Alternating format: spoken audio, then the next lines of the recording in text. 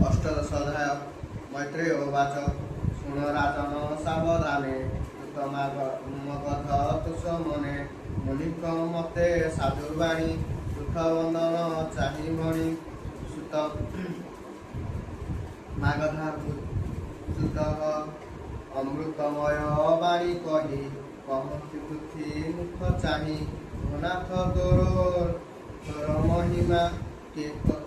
କହିପାରେ ଗୁଣ ସୀମା ଦେବ ଦେବ ବୀଜ ବଳେ ଶରୀର ବହୁ ଏଶୟରେ ତେଣୁ ଶରୀର ତୋର ଜାତ ଏକଥା ଜାଣି ଜଗତ ତଥାପି ତୋର ଗୁଣ ଯେତେ ଭାବ କହିବୁ ତୋ ଆଗତେ ତୁ ଧର୍ମ ଜ୍ଞାନୀଙ୍କ ସାର ଯେ ଧର୍ମ ଲୋକ ଉପକାର ଅଧର୍ମ ନାଶୀ ଧର୍ମ ପାଳୁ ତୁ ଧର୍ମ ପର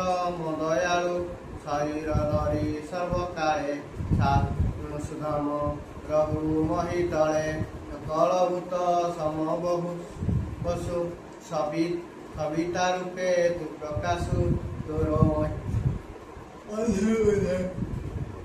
ପ୍ରକାଶ କଲେ ଶୂନ୍ୟ ମଧ୍ୟେ ପ୍ରାଣୀଙ୍କ ମଧ୍ୟେ ତୁ ବରୁଣ ଆରତ ଦୁଃଖ ନିବାରଣ ଇନ୍ଦ୍ର ଦେଶ ନ ଛାଡ଼େ ବଳି ଜନମୀ ମତେ ଦୟା କରି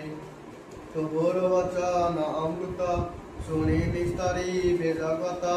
ତୋ ବଚନ ଚାରୁ ହାସ ଦେଖନ୍ତେ କରେ ଦୁଃଖ ନାଶ ତୋର କର୍ମ ବ୍ୟକ୍ତି ନୁହେଁ ଯାହାର ମାୟା ଜନମହେ ଏ ଯେ ଗଭୀର ମାୟା କାଳ ତୋର ଶ୍ରେଷ୍ଠ ଅନ୍ତରାଳ ଅନ୍ତରମୟୀ ମା ତୋର ଅଶେଷ ଗୁଣ ସାଗର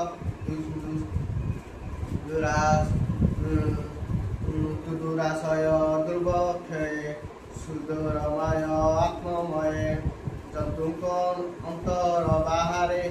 ତୁ କେବା ଅଛି ପରେ ଅଦକ୍ଷ ହୋଇ ଉଦାସୀନ ଶରୀରେ ପବନ ଅଦେଶୀ ଜନ ତୁ ନ ଦଣ୍ଡୁ ତୋ ସେବା ଦୁଃଖ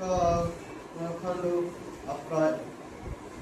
ଅପ୍ରତିହତ ଚକ୍ର ତୋର ତେଜ ଦେଶନ ଦିବାକର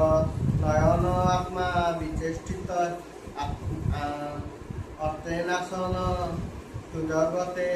ସେ ରାଜ ପ୍ରଜା ମନୋରଞ୍ଜେ ରାଜ୍ୟ ସମ୍ପଦ ସୁଖ ଭୁଞ୍ଜେ ସତ୍ୟ ସନ୍ଦକ ଦୃଢ଼ବତ ବିପ୍ର ସେବକ ବିଷ୍ଣୁ ଭକ୍ତ ଶରଣ ସର୍ବ ପ୍ରାଣୀ କର ଦୀନବତ୍ସଳ ମନୋହର ପରରମଣୀ ମାତୃପ୍ରାୟ ନିଜ କାମିନୀ ନିଜ କାଏ ରାଜତ୍ୱ ପିତୃ ପ୍ରାୟ ଚିନ୍ତେ ବିକ୍ରଙ୍କ ସେବା ଦାର ନିତେ ପ୍ରାଣୀ ବସଇ ଆତ୍ମା ପ୍ରାୟ ଦୟା ବସଇ ଯାର ଦେହେ ହୃଦୟ ଆନନ୍ଦ ବଧନ ବିମୁକ୍ତ ସଙ୍ଗେ ସର୍ବଧ୍ୟାନ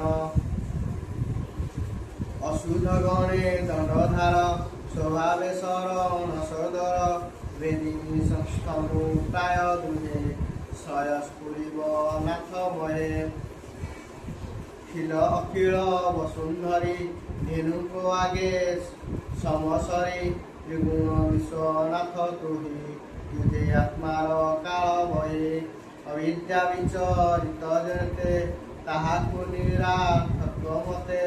ଭ୍ରମିବୁ ରଥେ ଋତୁ ଧରି ଦିଗ ସମୁଦ୍ର ବନଗିରି ଦକ୍ଷିଣବର୍ତ୍ତ ସନ୍ନିଧାନେ ଶୂନ୍ୟ ଆଦିତ୍ୟ ରଥ ଜହ୍ନେ ଭୂମିରେ ଯେତେ ରୂପ ଗଣେ ଭୟ ପଶିବେ ସେବା ଗଣେ ମୃଗ ଦେଶନେ ସିଂହ ଦେଖି ପଳାଏ ବିପିନି ଉପେକ୍ଷି କରିବୁ ଅଶ୍ୱମଧେ ସତ ତ୍ରିଦିବ୍ୟେ ଯେନେ ସୁରନାଥ ସ୍ୱଭାବେ ଅନ୍ତେ ଗଙ୍ଗା ଦଳେ ସନତ କୁମାର କମେଳେ ଭକ୍ତି କରି ବିଷ୍ଣୁ ପାଦେ ଅନ୍ତେ ବସିବୁ ନିଜ ପଦେ ଚରିତ ଇହ ଲୋକେ ପ୍ରାଣୀ ବିସ୍ତରୀ କରି ମୁଖେ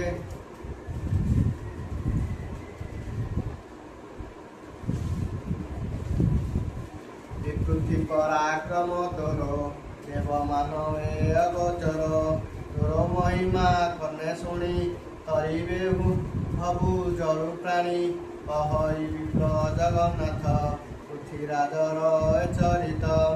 इति श्रीमद्भागवते महापुराणे परमहंस संहिताय वैशिक चतुर्थस्कन्धे पृथ्वीराज चरित संवादे नाम 18 अध्यायः।